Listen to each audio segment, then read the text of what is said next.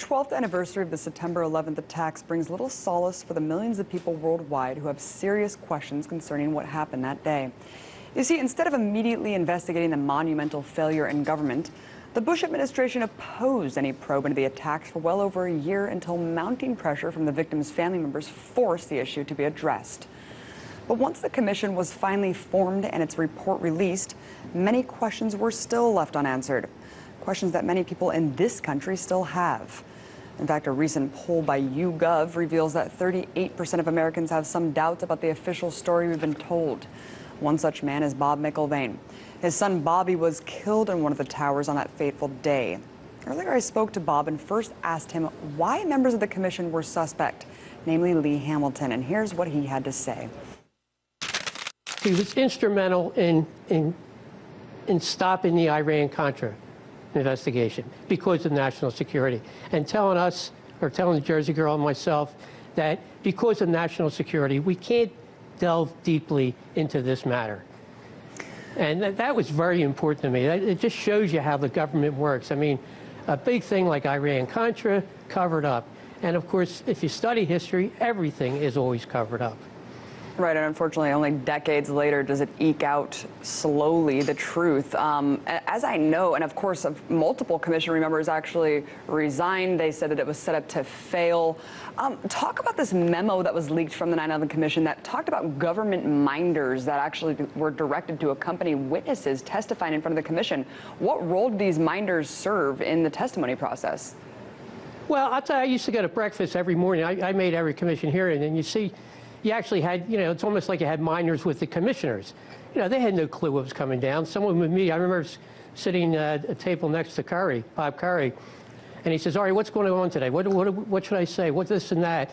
And minders were handling testimony from other, they would mind the people who were testifying that particular day. And of course, it's important when, you just mentioned Zelikow. He had an outline. The outline of the 9/11 Commission was there before the commission started. So everything had to conform to that outline. So the commissioners had nothing. And the whole time I was there, each commissioner maybe had 5 minutes. So everyone that spoke, everyone that testified, and remember, there was no subpoenas, they would only have 5 minutes to question these people, any commissioner wanted to. And so anyone that would testify, a minder would, urge them that this is what you have to say.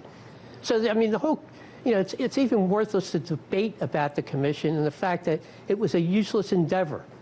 It was not an investigation. Ben Venice, I heard him say, again, down at lunch, he had said, this is only an exposition. It is not an investigation. We're just laying things out on the table. We're not there to blame anyone. And they were very condescending to all the witnesses, especially government witnesses.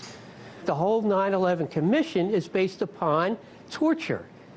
Everything in that book about what happened on that day is based on torture. I don't know where the uproar of the American people is. Anyone could torture me, and I would admit to anything, and that's a proven thing. And then one of the, Abu Zubaydah, we haven't heard it in the papers, but in 2009, they let this man go. Well, he's the one that dropped the dime on KSM, Khalid Sheikh Mohammed. And he had nothing to do with 9/11. So there's nothing reputable about that commission report. It's a piece of fiction. It should be discarded. It's omissions and lies.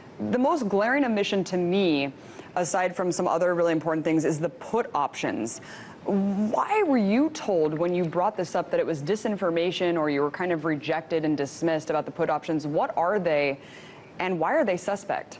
Put option is you're gambling, and the firm that my son worked for, Merrill Lynch, people within Merrill Lynch made millions upon millions of dollars. You're betting a stock will fall, but you buy it at a certain level, okay?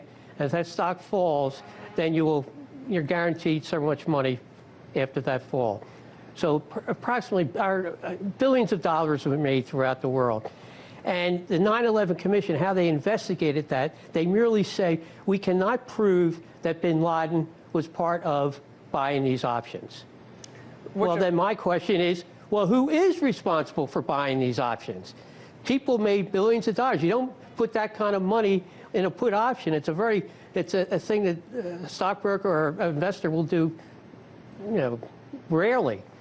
So a lot of people made a lot of money, and the 9/11 Commission, their only answer was, well, we know bin Laden had nothing to do with it. So, that circular thinking, oh, therefore, what's that mean? Well, right, the circular logic. But who did? In other words, they didn't, circular logic. They didn't look into who did make this money. Right, which is actually far more interesting, the fact that bin Laden did have nothing to do with the put options. Well, who did? That's far more interesting to me, that maybe, rich businessmen actually bet that these stocks would fail, I think 15, 20, 25 times higher than on average on any given day. Bob, what role has the media played in shutting down this type of important questioning about the event that's been used as the premise for the entire agenda, this neo-imperialist agenda? The Inquirer reporter called me up, or she called me up for an interview, and I started telling her exactly what she should be looking into. I said, there's another story here. This seems all fake to me. Anyway, she said to me, she says, Bob, she says, I am the problem. And this is indicative of the entire industry. I am the problem. I guarantee you, if I go back to the editors, they will not put this on the news. I can go around the world, people will listen to me anywhere. But here in the United States, it doesn't happen. I mean, this is really the first interview I've had within the United States where I can talk about 9/11 and the murder of my son. Well, unfortunately, it's on a Russian network, Bob, that really is indicative of how much of an abysmal failure the entire U.S. media apparatus has become, unfortunately. It's just an echo of the establishment, even though it's run by corporations, which should be of grave concern to every American. Thank you for your courage, for questioning government narratives. It's crucial. It's important. Thank you so much, Bob McIlvaine, 9/11 family member. We won't stop fighting for justice for your son.